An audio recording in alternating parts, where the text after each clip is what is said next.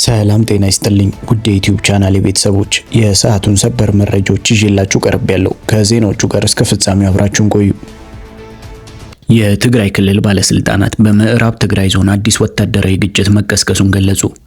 ባለስልጣናቱ ግጭቱ በሸረሪና አካባቢ መጀመሩን በመግለጽ ለክስተቱ የፌዴራል መንግስትን ከሷል።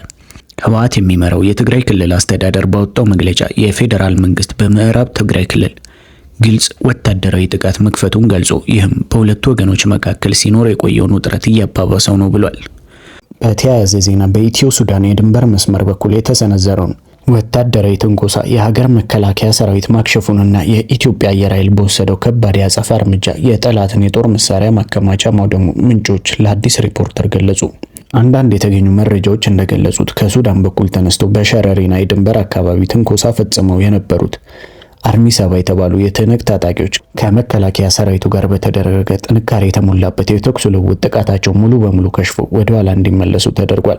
ከተካሄደው የእግረኛ ውጊያ በተጨማሪ የኢትዮጵያ አየር ኃይል ተደጋጋሚ የድሮን ጥቃቶችን በመጠቀም በድንበር አካባቢ በሚገኝ ወታደራዊ ጣቢያና የጦር መሳሪያ ማከማቻ ላይ የጽኑ አጸፋ እርምጃ መውሰዱን ጠቅሷል። በተወሰደው በዚህ የአየር ጥቃት የታጣቂ ቡድን የጦር መሳሪያ መጋዘን መውደሙን ምንጮች አረጋግጠዋል። የቀድሞ የዓለም ባንክ ፕሬዝዳንት ዴቪድ ማልፓስ ኢትዮጵያ ያከናወነችው የምንዛሬ ሪፎርምና የብር ዋጋ መዳከም በሀገሪቱ ድህነትን እንዳባባሰ ገልጸዋል።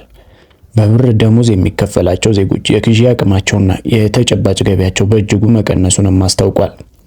ማልፓስ በተቃራኒው የውጭ ምንዛሬንና የሀገር ውስጥ ብድርን በቀላሉ ማግኘት የቻሉ ውስን ቡድኖች ከሪፎርሙ ተጠቃሚ መሆናቸውን ጠቁመዋል። በስታንሊ ፊሸር መታሰቢያ መድረክ ላይ ባቀረቡት የፖሊሲ ጥናት ኢትዮጵያን እንደ ዋና ምሳሌ ያነሱት ማልፓስ ሀገሪቱ በእርሻ መሬት፣ በተፈጥሮ ሀብት፣ በውሃ ሀብት፣ በተስማሚ አየር ንብረትና በሰው ኃይል ከፍተኛ የእድገት አቅም ቢኖራትም የነፍስ ወከፍ ገቢያው አሁንም $1100 ገደማ በመሆኑ ከዓለም ድሃ ሀገራት መካከል እንደምትገኝ ገልጸዋል።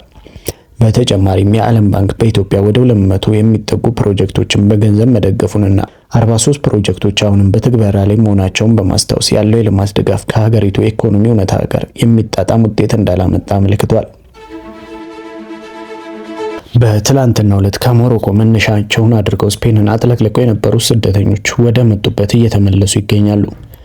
ኪዩታ ወደ ተሰኘችው የስፔን ከተማ የገቡት 60 ሺህ የሚጠጉ ስደተኞቹ በዛሬው ዕለት ወደ ሞሮኮ በፈቃደኝነት እየተመለሱ መሆናቸውን አልጀዚራ ጽፏል። የስፔን የውጭ ጉዳይ ሚኒስትር ጆዜ ማኑኤል አልቫሬዝ እንደገለጹት ሀገራቸው የስደተኞች ነጻነትና መብት እንደምታከብር ገልጸው ህገወጥ መንገድ ግን በየትኛውም መንገድ አንቀበልም ብለዋል። አሁን በወጡ መረጃዎች መሰረት በህገወጥ መንገድ ከገቡት ስደተኞች መካከል 67 የሚሆኑት ህይወታቸው አልፏል ሲሉም ተናግረዋል። የአውሮፓ ህብረት ኃላፊ ኡርሱላ ቮንደር ላይን የስደተኞቹ ድርጊት ተቀባይነት እንደሌለው ተናግረው ሀገራት ድንበራቸውን ጥብቅ እንዲያደርጉ አሳስበዋል። የፈረንሳይ ሀገር ውስጥ ሚኒስቴር በበኩላቸው ሀገራቸውን ከስፔን የምትዋሰንበት ድንበር ማጠናከሯን ገልጿል። የስፔኑ ጠቅላይ ሚኒስትር ፔድሮ ሳንቼዝ ድንበሮቻቸውን ክፍት አድርገው ስፔንን በስደተኞች እንድትወረር ያደረጉ ሀገራትን ክፉኛ ተችቷል። ዛሬ በ35 ሚሳኤል እና በ185 ድሮን ተደብድበናል አሉ ዜሌንስኪ። የዩክሬኑ ፕሬዝዳንት ዜሌንስኪ በዛሬ መልእክታቸው ከማታ ጀምረው በኪየቭ እና አካባቢው ሩሲያ የፈጸመችውን ጥቃት ተከትሎ አስፈላጊው ግብረ ምላሽ እየተከናወነ ነው። በከተማ ውስጥ በርካታ ቦታዎች ላይ የእሳት ቃጠሎ ተነስቷል። ቢያንስ 7 ወረዳዎች የጥቃቱ ሰለባ ሆነዋል ብለዋል። ሲቀጥሉም እንደተለመደው ሩሲያውያን ተራ መኖሪያ ህንጻዎችን መጥተዋል። 18 ህንጻዎች፣ ትምህርት ቤት፣ የሉቲኒያ ኤምባሲና ሌሎች መሰረተ ልማቶች ወድመዋል። እስካሁን ባለኝ መረጃም 9 ሰዎች ህይወታቸውን ማለፉ ተረጋግጧል። ለሟች ቤተሰቦች ሐዘኔን እገልጻለሁ፣ የቆሰሉን በርካታ ናቸው ያሉት ፕሬዝዳንቱ የዛሬው ድብደባ የተከናወነው በ35 ሚሳኤል እና በ185 የተለያየ አይነት ድሮን መሆኑን አስታውቋል። ከሚሳኤሎቹ ውስጥ 27ቱ ባላስቲክ መሆናቸውንም ገልጸዋል። ጨምሮም ከ27ቱ ባላስቲክ ሚሳኤሎች ውስጥ መከላከል የቻልነው አንዱን ብቻ ነው። ምክንያቱም ይህንን ሚሳኤል የሚከላከለው ፓትሪዮት አየር መቃወሚያ ሲስተም እጥረት አለብን።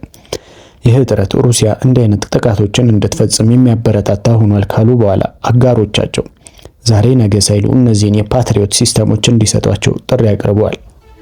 ለሰዓቱ ያስኩላችሁ መረጃዎች ይህንን ይመስሉ ነበር። በቀጣይ በሌላ መረጃ እስከምንገናኝ ደህና ሁኑ።